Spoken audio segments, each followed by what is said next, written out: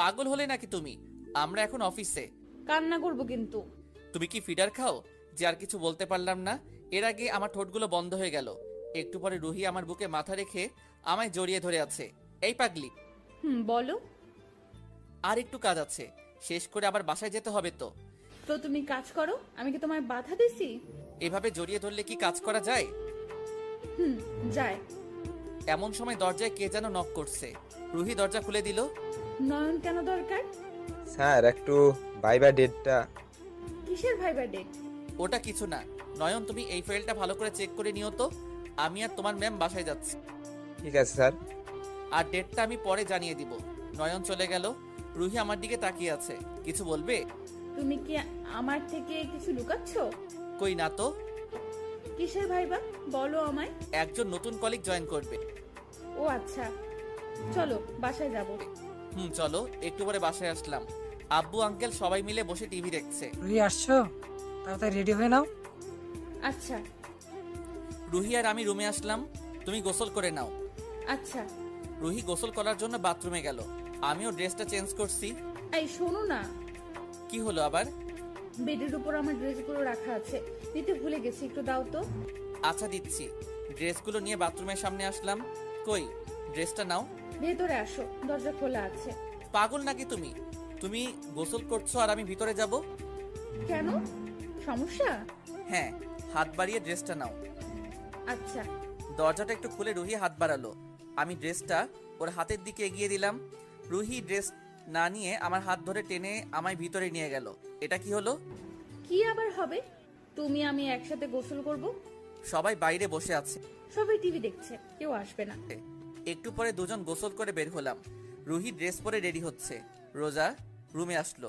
আম্মু তাড়াতাড়ি রেডি হতে বললো দাদু। আচ্ছা আম্মু, আমি আসছি। রোজা এদিকে আসো। হ্যাঁ বাপি। শুধু আম্মুকে নিয়ে যাবে, বাপিকে নিবে না? না, তোমায় নিব না। কেন? তুমি আমায় ওই একটা পচা জায়গায় রেখে আসছিলা।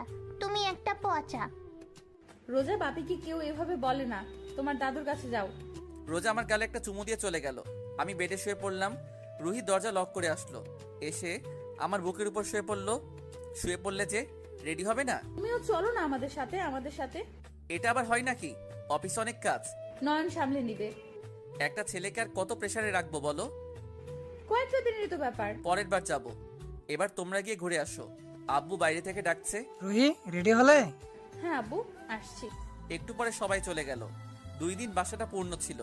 এখন আমার ফাঁকা লাগছে। দেখতে দেখতে প্রায় 10 দিন চলে গেল। কাল রুহির আসার কথা।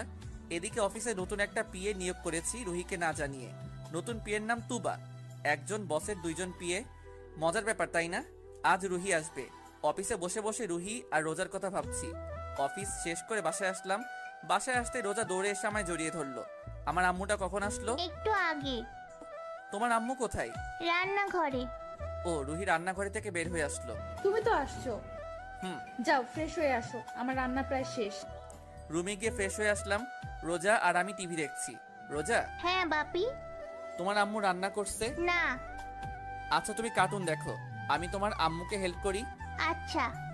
রান্নাঘরে এসে রুহিকে জড়িয়ে ধরলাম পিছন থেকে। হঠাৎ করে জড়িয়ে ধরায় রুহি চমকে উঠলো। ভয় পাইছো? একটু। রোজা দেখে ফেলবে, ছাড়ো। দেখবে না, ও কার্টুন দেখছে। দুষ্টুমি করবে না কিন্তু। অল্প একটু করব। না, সারা রাত পড়ে আছে, এখন কাজ করতে দাও। রাতে ঘুমাবো।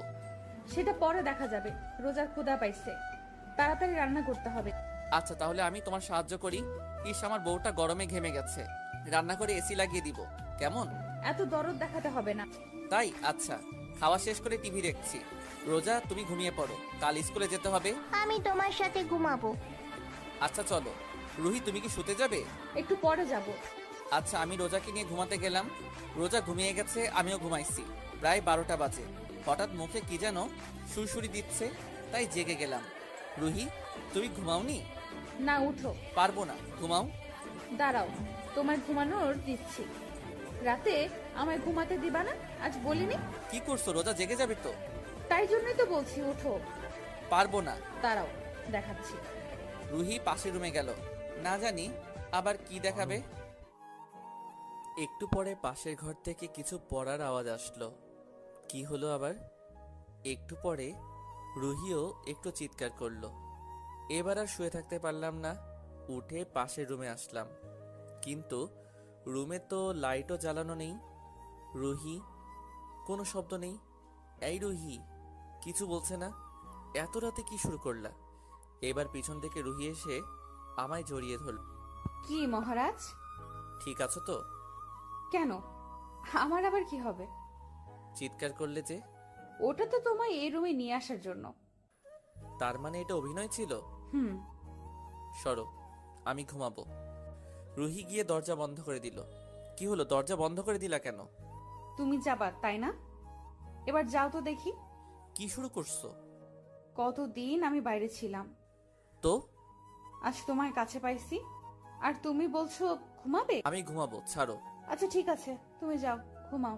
বউ বুঝি অভিমান করলো। তুমি ঘুমাবে না? না, তুমি যাও। চলো ঘুমাবো। বললাম না ঘুমাবো না, তুমি যাও।